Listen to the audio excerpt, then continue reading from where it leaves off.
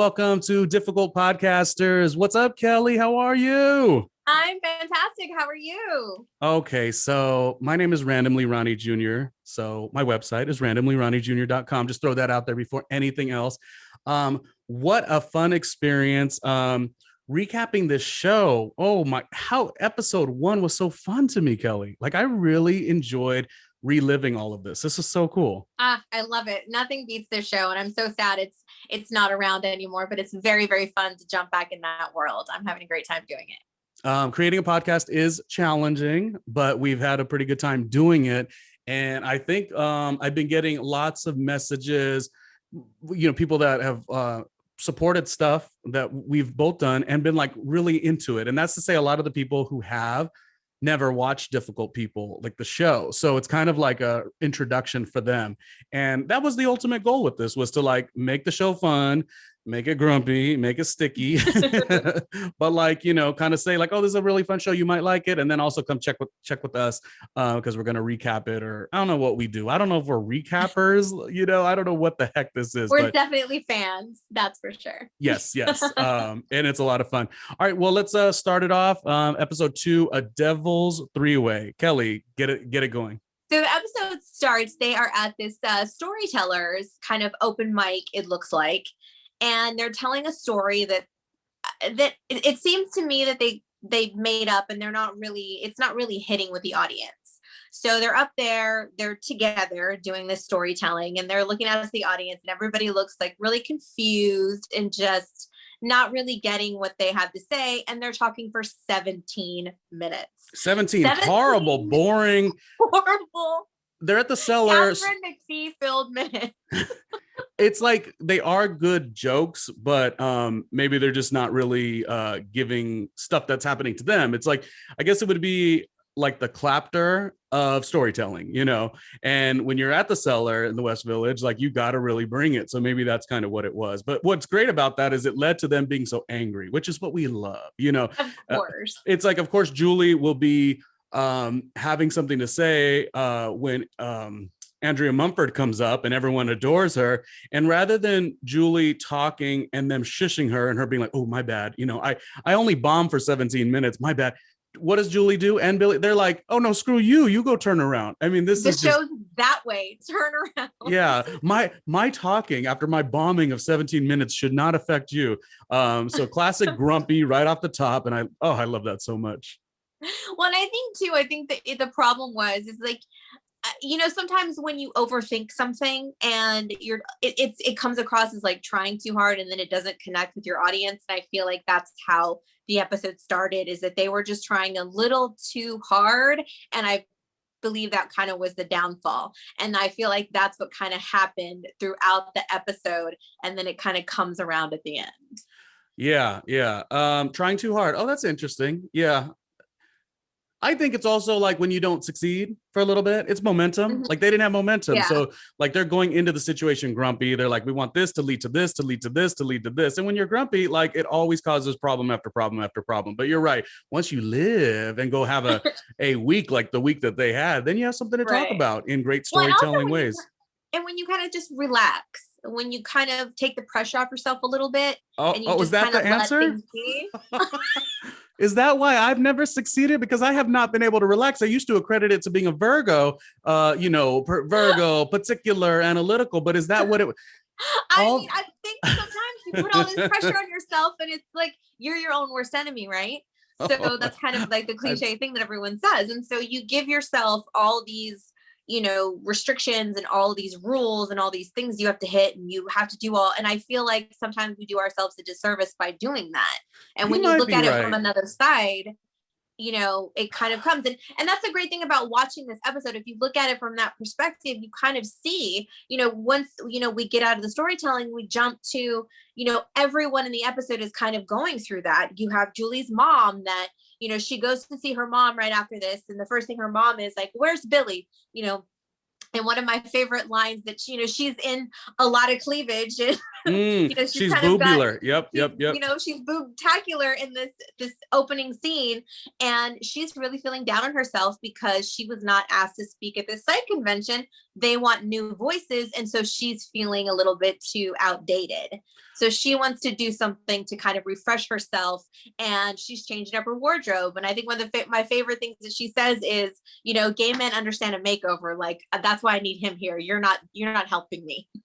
Yeah, no, it's like, wait a minute, more to the spectrum than that, but it's okay. And it's just what I loved about it was Marilyn being, typically she's always so confident. So the very little bit of her being not, and she wasn't even not confident. She just was more like, oh, if they're not asking me to be in the convention, there must be something I need to do. Marilyn, when she goes at something, Kellie, she goes at it like for sport. You know what I mean? Like everything is just like a competition to her. So I don't think she really felt like too crazy about it, but she's like, oh, I'm going to show those bitches is what it felt like. And Absolutely. that's what made it cool. But it was nice because typically we see Marilyn being so put together and Julie's kind of floundering, but this was like a little bit of a vice versa where Julie was able to kind of, okay, mom, this is what it is. My favorite part from that, Kellie, to be Marilyn being so just loopy, is it, where she was like, I just want to age gracefully, like Jane Fonda. And then Julie's like, Jane Fonda is like the poster child for the, plastic surgery. And her comparison were like, oh, those from Housewives, like that to me was, good Marilyn Kessler banter. Which That's what they give her being sluts. Yeah, well, she says, well, they're needy whores, Julie. So of course I can make fun of them, which is a really good rule of thumb. If you're a needy whore, we're allowed to make fun of you. I mean, you're a walking punchline at that point. Yeah, right? I've been a needy whore on occasions. I think there was one summer, and so they were able to say what they wanted to say about me. I'm kidding. But going back to her confidence, because she says she's always had a figure to be able to pull anything off, and she's got this denim jacket with her cleavage like popping out. She's ready to take these, take this group on, and she's so she's not losing that, but then on the other side of it she is feeling a little less than, so she wants to try to figure something out. And it's funny that you say the whole vice versa thing, because then we jump to Billy's audition. Yeah, well, remember a second ago how I was just telling you that I hadn't realized little like fast jokes that would come in, and then yes, there was the Fred Savage the movie was the movie called Vice Versa? It was like not big, I mean, but it's been done so many times, that but concept, but that's our age, Kellie. That is our age. So I lit up because I was like, it's not that I missed it the first time, but I definitely was like, oh wow, how funny, these fast, quick jokes, which I really like, And Billy was in need. He was in need. He was in need of a lot because he knows what he knows and he doesn't know what he doesn't, which I relate to. I relate to that. Yeah. I mean, you know what you know, and when you're lacking, oh boy, like is Billy lacking. And the casting director is actually really funny. Also, just kind of like her banter. She's a little bit out there as well. And as casting directors could be. Absolutely. Yeah. Like I didn't ask about your, your fertility situation. Yeah, your kibbles and bits and if they're working or not. I didn't ask about that, but you're gonna tell me now, aren't you? And because I want the role, I gotta like jump to that and be funny with you. It was a funny exchange. He didn't take no for an answer. He wanted to know why he was getting dismissed so quickly, and she was honest with him and said she didn't believe that he was connecting with the character, and she didn't believe him. So he's now questioning himself, and he's like, well, let me figure this out. Like, what can I do? And she's giving him another chance. So now he's going to go, he talks about his father that passed away, and, they didn't really, have that kind of a relationship. So now he's got to go research how to be convincing to know that you have this father-son relationship, how to connect with someone and make it believable. How is he going to do that? Like 2 days or however long he has? Yeah, like develop a connection. And a connection did come to him. We'll get to that in a second. Kellie, I don't know if you get mad when I jump to conclusions, or not to conclusions, but I jump ahead. Not at all. Only because we've already seen the show. So, but it reminds me of like when you think of Billy and when you think of Julie, they're so strict, and they're so, if anything, they complain about the world. They don't necessarily say, what can I be doing to change the game? They blame everyone else, which I like. But on a few occasions, you do see Billy pulling back and getting in his vulnerability and saying, well, this is why I don't have that connection, because I never had that connection to begin with. What could I do to change? That also reminds me of when he is going to be auditioning for SNL, and he did get a critique, and he was so happy about that critique. And that's what makes the characters really shine for me, because as jerky and badass as they can be, they really do want this. this aspiration in comedy, you know, within their acting careers to do well, writing and everything. So when you can see one moment of them both, and Julie does it a lot too, where they're like, oh, okay, that's a helpful tip. That's what that reminded me of. You know, typically you would assume Billy would be like, casting director says, oh, I don't have a connection. And he like, just, you know, go at it with her and tell her how, you know, where to go and how to get there. But he didn't. And he gave us just a little bit of him, you know, and him not having a relationship with his father. Yeah. Right. Or, at the end of the day, late father. They do want to get better. And, you know, as hard as it is to take constructive criticism, to take criticism at all, it is nice when they can actually take it constructively, because at the end of the day, they do want to be better. They want to make this work. And you can't just hate the world forever. It's not, it's not gonna work that way. But I got my little notepad. Let me write these, I was gonna say Julie. Kellie is dropping gems today. So here I'm thinking I'm pulling from the episode. I'm like, oh, so wait, you got to not be angry at everybody and then it'll work. Also, I haven't mastered that yet, though. I still hate everybody. But. Oh yeah. Yes, you do. I do too. May I do a show note though, real quick? And I just think it's comical to a degree that we look like Christmas. If you're on Apple or you're on Spotify, you just missed out, daggone it. But we are dressed as Christmas, and there's a great Christmas song from Difficult People, which I often sing every holiday season. Amazing. Yeah. That season 1 finale was great. But anyways, we look like Christmas. Kellie, back to you.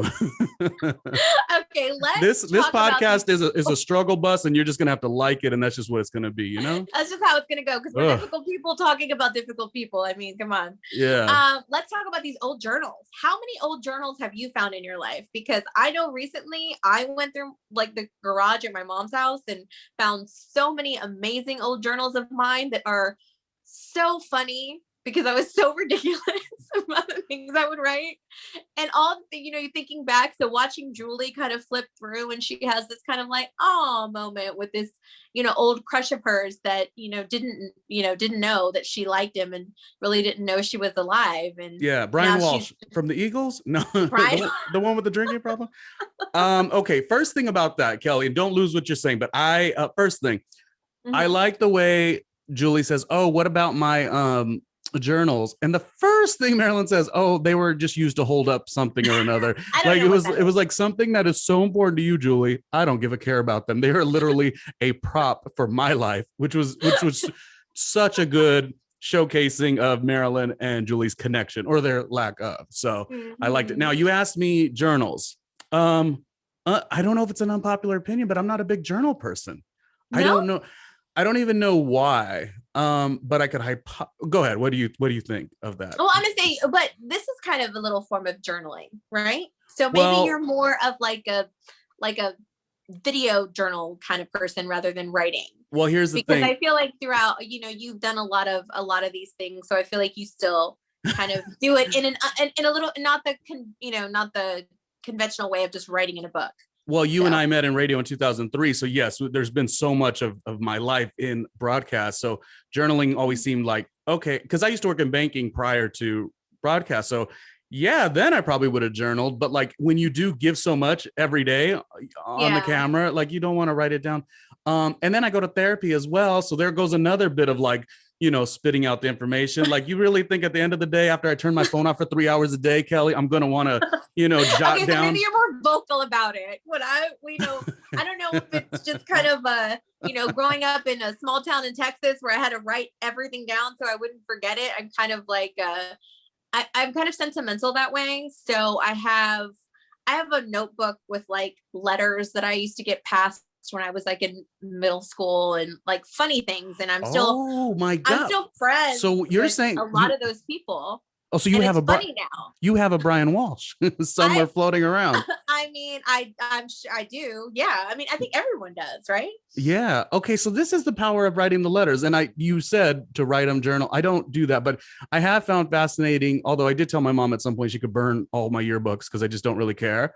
But Uh-huh. at the same time, when you do go back to a yearbook, which she tends to not throw away or burn, but it is a little, I will give you what you're saying. It is a little bit funny that you can go to a yearbook and you can see how you talked or how people talked about you.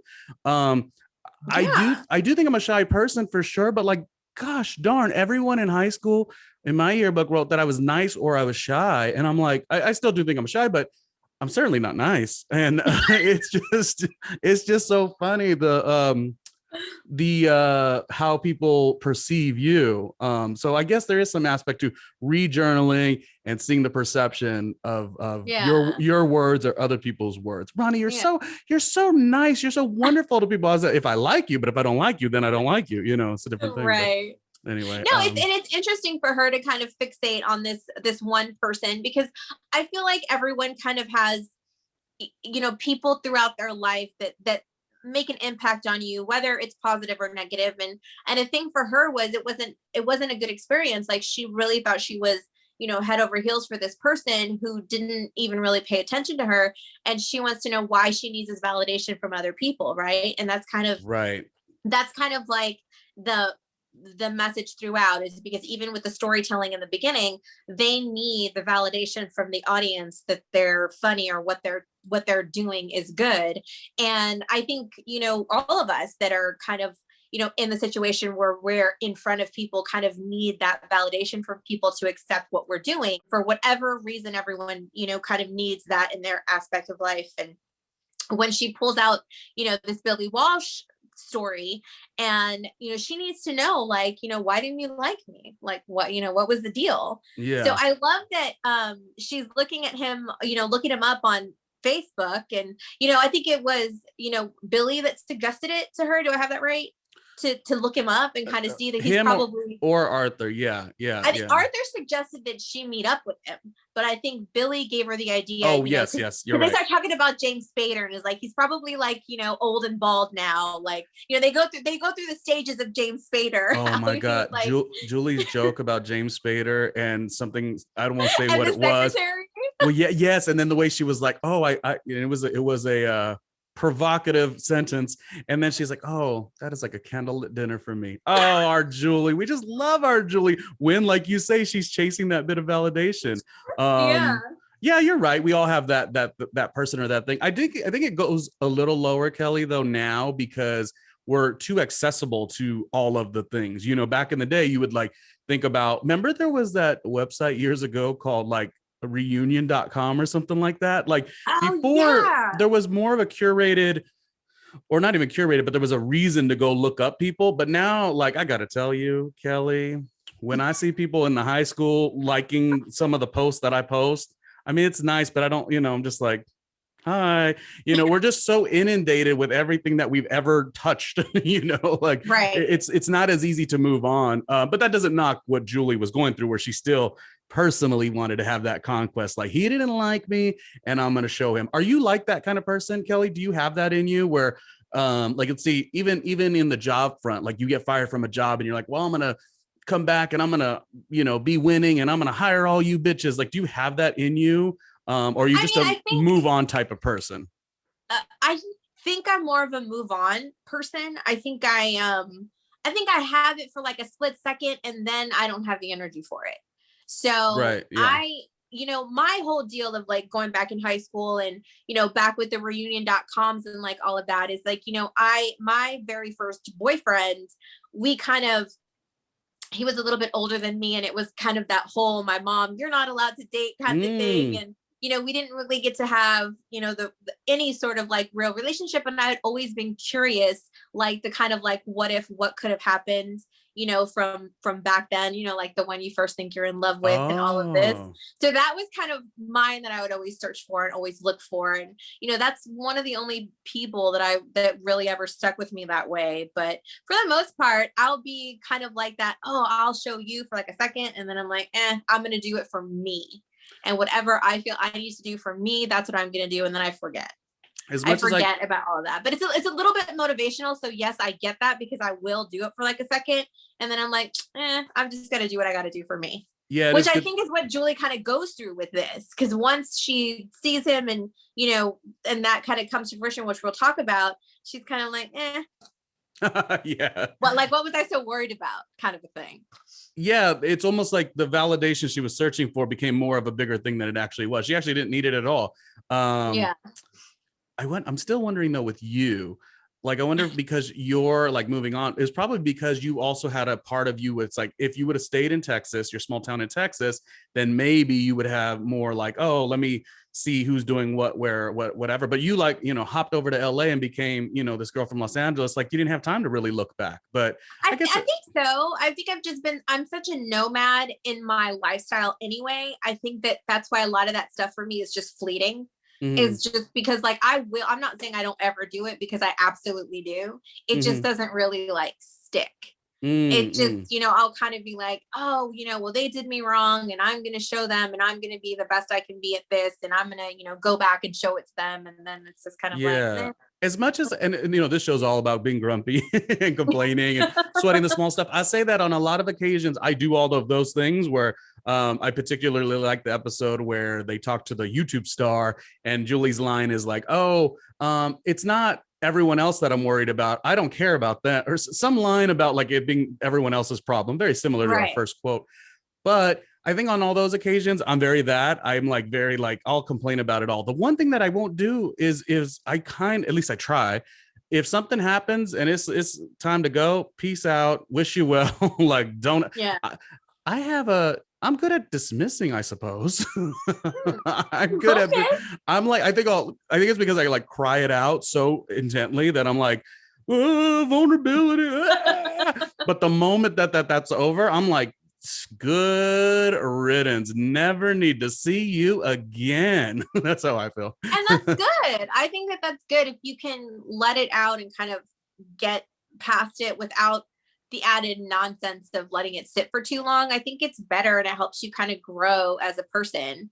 And I find it's not an easy thing to do. So when you're able to actually face something, sit there and say, okay, this happened, you know, whether it's my fault, their fault, the, you know, establishment's fault or whatever happened. You have to be able to look at it and say, okay, well, this happened because this wasn't the right place for me. And it takes a long time for you to kind of like get to that adult place where you can say, all right, you know, okay, maybe you're a bitch or maybe it just wasn't right for me. I don't know. Yeah. Mine is cry it out like a little bitch myself. And then once it's like all out through the system, I'm like, oh, sucks to be you. Two things I will not rule out. Kellie, beautiful red, dressed in red, Kellie. I will not rule out plastic surgery like Marilyn Kessler. I will not rule that out. You have to. No, I refuse to let you. Oh, what you see, this beauty that you see today is not what you're going to see when the money comes in, Kellie. Let me tell you. So that's one. And another thing I will not rule out is a devil's three-way. Let's get into a devil's three-way. Sounds like a fun combination. I'd like to bring the potato chips and let's get going. I mean, who looks up? And, you know, anybody that's watching, please comment and let me know if this is something that has ever happened to you now with the easy accessibility with social media. Who looks up their old crush, boyfriend, whatever, and invites them over to their house? Just that. Can we start there? Because wait, what are you asking? Like, would you invite somebody you haven't seen in like 10, 20 years to come over to your apartment? Like, you don't know anything about this person. Oh, meaning like is the person sketchy? Oh, well, no, because you didn't even have a relationship back then. It was just like, hey, we went to school together. Want to come over? Like, would you do that? I know. How did she lure him there? Like, did she promise? Are we still talking about my basset hound? Like, what's happening? But I mean, I feel like that was such an interesting meetup place anyway. Like, well, some people him to the house. Some people are more, they could have done a dinner for sure. You're right. They could have because Brian Walsh is just receiving the information. So he doesn't realize like it's a thing for Julie to validate herself. He has no idea. Right. So it's kind of it's kind of like how, remember the era began where it was like Netflix and chill, like at the very beginning, people were like still thinking we're watching movies, but after a while we were all like, oh no, that means, Yeah, right. tighten it up and be ready for some action. Like that's what it is. So, well, Mr. Billy Walsh was definitely ready for some action. So do you think he went there with that intent, or it was my favorite part about this episode, Kellie? Oh my God. Arthur really being Arthur just being a good boyfriend to Julie, but the way he kept like leading it on to be misled by Billy, of course, or Billy Walsh. His name was Walsh, right? Billy Walsh? Yeah. Yes. Leading I was like, Brandon Walsh? Yeah. Yeah, I'm like, let me look at my notes. Let me make is sure. 90210 up in this bitch? So I loved the way Arthur would be like, yeah, what do you maybe it's Brian, whatever. Yeah, what do you think? She's pretty hot, don't you think? Like the way he knew that she was self-conscious about this person. So he was like, you're sexy, over sexing her a little bit to where Billy got the idea. Oh, okay, this is what's happening here. So he goes straight for the kiss, goes right up in there, and Arthur's like, whoa, wait a minute, what's happening here? But I love how Julie's like, well, hold on. Yeah, we don't often get this type of mechanics in the auto shop, so let's start the engine. Let's go. I think my favorite quote of the episode is her saying, like, when will this ever happen? This is like the two guys and a girl. It's never going to be two girls and a guy, because I think men are too privileged anyway. That was good. Okay, instant question right off the top. Are you interested in that? Would you be not with me?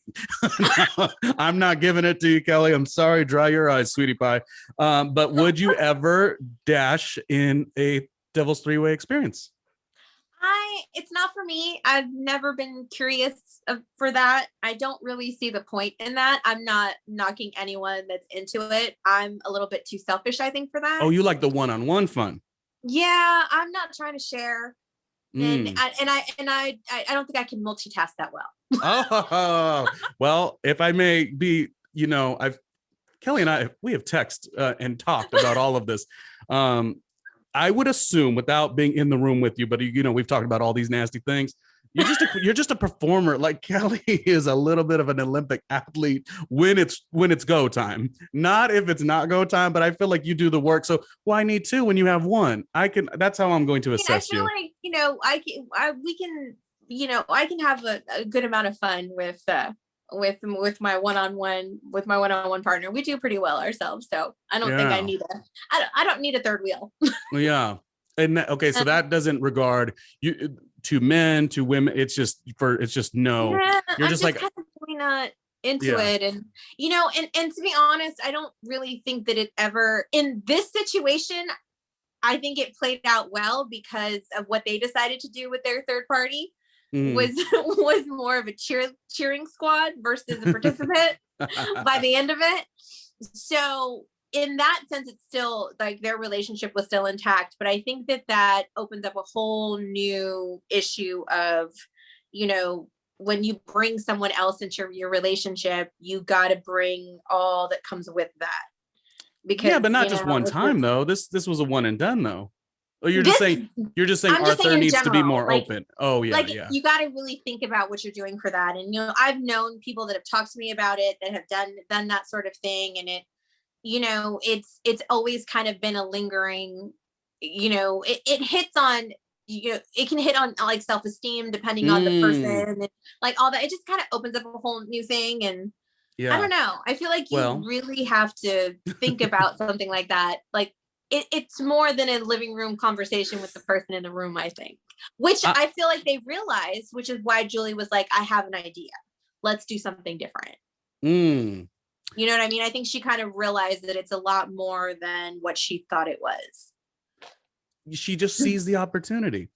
I will say, I feel like I'm a multitasker, so I'm into it. You're down for the group not every day. I don't stretch that much, but I'm into the concept. However, the ultimate of the situation, be it just three-way in general, is if you could be the third. because, well, I don't know if the third is necessarily the term. Does the third mean that they're actually with the other two? I don't know. But the point, what I'm saying is, I'd rather be and everyone says this, so this is not like groundbreaking, but I'd rather be the guest star where it's not like me and my boo and we bring in someone else. I'd rather be the someone else. That way I could like walk into their beautiful house and be like, oh, wow, I love what you've done with the place. And then I go and I do my business. I multitask, the head is swinging on a swivel. And I have fun, and then and then I leave. Like that is just much more for me. Anyways, I know we're talking about Julie, and but you like, I mean, what about you? Would it be, just all guys? Would you want to have a girl thrown in? Like, how no, absolutely not. You said a woman? Nah, she could sit, she could write, she could be the stat girl. That's it. Get out of here. Get out of here with your yeah. No, I'm kidding. Women are wonderful. But just not for you. Yeah, but I'm not. I'm a little more like, you should have a little bit of fun out there. Like it's not. There are times when it's good to be non-traditional and really just enjoy life. You know what I mean? Like I don't think that's overly provocative or whatever. But again, I would prefer if there's two and they say, "Hey, come on over for dinner," and things transpire, and then I leave. I would feel, to what you said a little earlier. I think this is what you said, where it's like, oh, you're with somebody and then you bring someone in and then it gets like a little like, oh, well, wait a minute, you two are going to the gym together. Like then it's like, am I like not as important anymore? Or, I can see how you could get in that insecurity. I feel like it could go that way. And, I don't know. I just never thought about even getting to the point where it would need to be a question in my relationship. That's why Kellie's so dedicated when she does go for a run, because she says, I'm going to keep you here. I'm going to keep you here is what Kellie said. I don't want you needing a guest star. Okay. Oh my God, Kellie, what does that mouth do? No, I'm kidding. You're going to get me in trouble. Be quiet. I know. We'll edit this whole episode and not even release it. Just kidding. Okay, so by the end of it, we feel like Billy didn't participate. He was watching and he was critiquing their. I feel like his name might have been Brian. Brian. No, his name was Billy. Okay. Well, either way, I wrote down Billy. Yeah. So I think so. Yeah. Well, I don't know. If we got it wrong, we'll have to comment and say. But yeah, who cares? The whole show is wrong, Kellie. We're dressed like Christmas, and it's the dead of summer. No, I'm kidding. Can we talk about? Let's go back to our beloved Billy and his need to find a father figure. And the first place he decides to go is a bowling alley. That's where he's going to go watch father-son bonding. I wonder if this was Melody Lanes in Sunset Park. It had that vibe. That's a place I've been to. But it really just struck on the concept of like how disgusting bowling alleys are. And that's to say, in a COVID era, your COVID moments, you're definitely understanding that bowling alleys are nasty. But even before COVID, it's like, they're so disgusting. The other day I drove by a Chuck E. Cheese, like a defunct Chuck E. Cheese that I believe. Well, here's this. Check this out. This Chuck E. Cheese had the nerve to say delivery available, like takeout available. Who's going to Chuck E. Cheese? And then it just reminded me of all the times as a kid you think Chuck E. Cheese is the spot, but it's disgustingly dirty, let alone like if I eat the food at Chuck E. Cheese as a kid, or if you're an adult and you're there with, nieces and nephews or that type of thing. Okay, you eat the food because you're at the Chuck E. Cheese, but who is going to go knowing how nasty it is on the outside? Front of house, like it was gross. But yes, bowling alleys are gross. I love the way Billy sat on a napkin, so dainty, and I loved that. And I don't even get off on bowling. That's not that fun to me. Or do you enjoy it? I mean, it's okay. I mean, I have to say, living in LA, I got really spoiled with like Lucky Strike because it's like the elevated bowling situation. I do think bowling is fun. And when I can bowl with like within a legit bar that's not necessarily a nasty like bowling alley, I'm all about it. You're right. I used to live close to Pins in Studio City. I think it's called Pins. Yes. And that is less of a bowling alley, but more of like you get a good overpriced drink and it's good. And everything looks cool, the music. So I guess, that is a different thing. it's different depending on the atmosphere. And I feel like I got spoiled with my upscale LA type, bowling alleys being back in Texas now. And I feel like I'm like looking around like, what the hell is this shit? Kellie like, don't want to go. Can I get a Lucky Strike up here? She don't want to go to the bowling alley. She doesn't want to catch herpes. I mean, I feel like it's kind of like my little bit of like snobbery comes out a little bit. That's the more okay. and more I kind of look around. No. And no. I feel my Billy and Julie moments where I'm looking around like, where am I? How did I get here? But I do that daily. I do that so much. I cast judgment quite a bit. Why are there nothing but chain restaurants? Why am I surrounded by chains? Yeah. That's the worst. Oh gosh, God, it sounds like the New Jersey Turnpike. I'm telling you, gross. That's a story for a different day. Yeah, but yeah, he's looking for this father-son kind of scenario so he can be convincing something for the audition.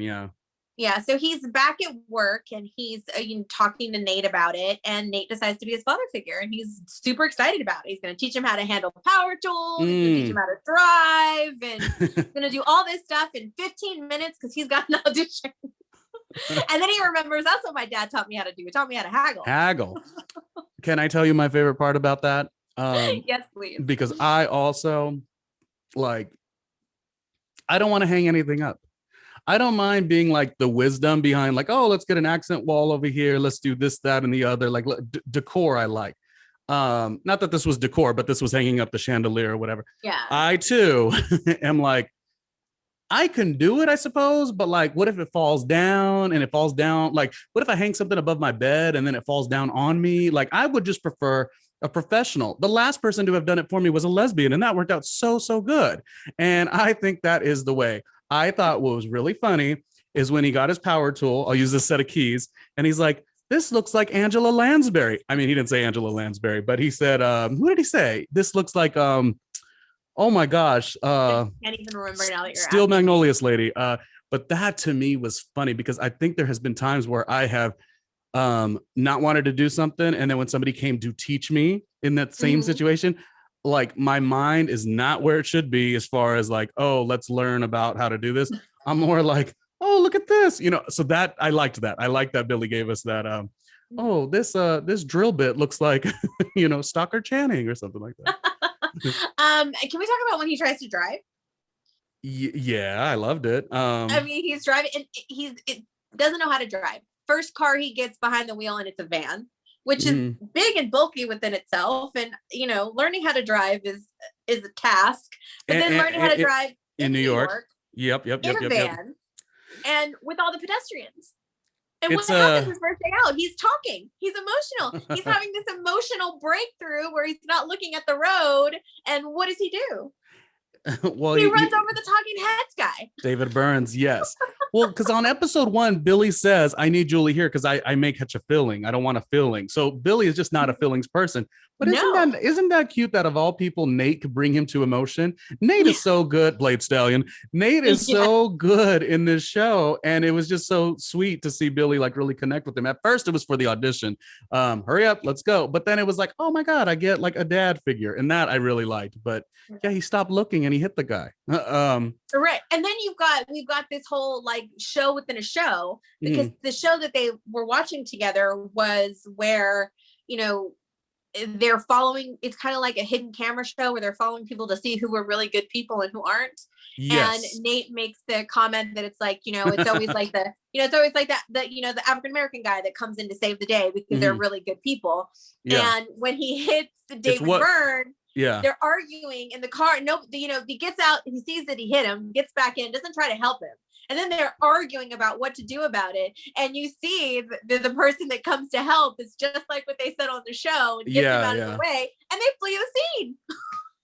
Well, it was funny, because Nate makes a proclamation about this "what would you do" type show, how each and every episode a black man steps up to the plate in a really good way, and then lo and behold, when they have a situation, Nate's like, "I was just, but let's go, let's go." And then the way it played out, as you said, was just so good. That's funny. That is really, really funny. And it just, all of it added up, because then it was like, they didn't just hit a random person. They hit, somebody of notable stature, It's just the complexities of driving. I've driven in New York a lot, Kelly. Not a lot, a lot, a lot. Imagine. I've I've walked in New York and that was scary. I've hit something before, not a person. I've driven production vans in New York. So I've driven like at least, 14 inch. Whoa, that's small or big. Whoa. Okay. Oh my God, my mind is so nasty. 14-foot cube trucks. I've driven a bunch, and I've driven them over like all the bridges, all the tunnels and stuff like that, through the tunnels. But one time I had about a 20-foot truck. I was coming in from New Jersey, and I was going through the Times Square area, and the window was next to like a double-decker bus window, and their windows are like really far out. And so I did clip it. It wasn't like the world's worst thing as far as damage. And, you work in a production van, you're working for either a production, television, commercial, whatever. But I remember being like, ooh, I don't want to drive this big of trucks, because I would drive other vans as well for shows. Yeah. I worked on America's Got Talent, Married at First Sight, stuff like that. But the point is, I remember saying, oh gosh, like I'm a little more nervous to drive now, because I didn't see that I was that close to that vehicle. And so then it does open you up to like, oh my gosh, what if I were to get close to, to somebody? And it's just so crazy, because people are just going everywhere, every which way. But luckily, I had never had no incident, but it is a tough place to drive. Tough yet fun, because everyone is aware except for David Burns. He's the only one that just rides his bicycle and sings. Well, he wasn't able just to, drive off into the sunset. He goes to his audition, and right when he's about to, give his emotionally connected performance, the guy comes with the cops and he gets hauled off to jail. Oh, yes. So he doesn't get to show what he learned, all this hard work and research that he did, and he had that breakthrough, and he doesn't get to show it. Not for this audition anyway. Yeah, but it was invaluable Nate information, and it's going to take Billy a long, long way. And it led to, something, really great. So it wasn't all for nothing. Yeah, they utilize these stories in storytelling. They were almost going to give up. That's the funny thing. They were going to give up, and they utilize these stories into their next performance. And, now they're giving a little Andrea Mumford, type of humor, and people are liking them. I love the way Julie says, oh, it was like a little different this time. Not that she was different, not that they were like more funny, but she was like, it was like, what do you think, Billy? Like, it was a little different. Like the energy was better. No. Now they're too good for it though. Oh yeah. Was there a quote? I think she said, I love it. She says, I love when we could admit that we're wrong. I like the new us. Yeah. She's like, but yeah, I don't think we should do this anymore. I think we're too good for it. Yeah. They're above it. They are. They are. Absolutely. We love good storytelling, but yeah. Talk about Billy Walsh robbing her. Oh, is that what you were getting at the beginning when you were asking like, oh, it's crazy in social media age how you just invite anyone over? Is that what you were sort of alluding to? Yeah. Well. And then I lost.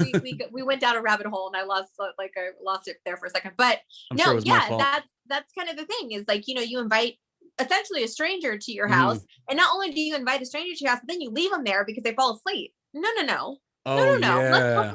We're leaving. You got to go. Sorry. Yeah. I can't. I wouldn't leave them there with my dogs. Like with my babies, no way. Oh yeah. But some people are very comfortable. Yeah. I probably not that comfortable. Way more. Well, people are like that even when they're swiping right, swiping left. Like they're like, let's set it up tonight, boom and boom, and it's just like you never know what's on the other end. So, I guess this was a little different because she did know him from school, but really she didn't really know him. So, it's just it just played on the idea that this is a person she cared about his opinion, and he wasn't worth the shit. So that's really where. That's how it turns out he was just as worthless as him being high all the time and didn't pay attention to her. And it gave Arthur a story. Arthur doesn't come from story. Arthur comes from very practical, PBS is boring job. And it gave her a storytelling story. So it all comes full circle, because again, like what I was talking about in the beginning is, when they first hit the storyteller stage, it was like they were forcing this story that didn't really hit. And then by the end of it, they just kind of let go and told something that was more personal to them or felt that way anyway with the delivery. And it hit the way that it needed Unfortunately, that almost always works in every type of art. Isn't it that cliche? I hate it. Not sure the world and it wants happens every time. But it's true, because I've seen that in broadcast, like too, within my own aspirations. It's like, when the really focused put on situation doesn't really work. And then you start to hate it, just like they hated storytelling, and they just had other aspirations as well, comedy, writing, acting, but it's all in the same alignment. But yeah, you come in with a pre-set up story. Like their stories, like I said, it was like the Clapter of storytelling. Like, wouldn't it be funny? Or, what's funny? Or this, like that. It just didn't connect. And, I give great kudos though for storytelling. I think that is a huge art form. And Absolutely. And it's so specific. It's not comedy, it's not anything else, but I do like it. And so I was glad for them. I like a Billy and a Julie Wynn talking that shit around the city. I like it. They're so there for each other. They really are. And it really shows the bond of their friendship too, which I really like, because, that's who Billy calls when he's in jail. And it's, they're each other's people. And it's really nice to kind of see that, because they can, kind of like be down in the dumps together. They can win together. They motivate each other, and they really do look out for each other. Mm-hmm. And, are always kind of commenting on what the other's doing in every aspect of life. And it's nice to have friends like that. And it's nice to have people in your life that you can kind of, bounce off of, and that really know who you are, and you can be yourself really around. Otherwise them. You go crazy. Absolutely. Because you're around atmospheres and environments that tell you otherwise. So you have to find that person, which is so great. May I step into a second lane over here and tell you that we have got to talk about the physical comedy of Marilyn Kessler. Andrea Martin. I was just going to go there. Yes. Do you know I was hesitant last week to talk about her name, because I do this thing. I don't know if you've ever done it, where when somebody has a name that can be said different ways, you try to be so specific and not say it wrong, so that no one thinks that you're saying it wrong, so that you mess up specifically. There's a lady on Real Housewives of Atlanta. Her name is, I'm going to mess it up right now. I know her name is Sheree, but I always call her Cherie because she used to have a line called She by Sheree. So I messed it up. And I was so worried if I could be vulnerable for a moment, Kelly, on our first episode. I was like, I can't call Andrea Martin, and what's the third way? Like there's 3 different ways to say Andrea.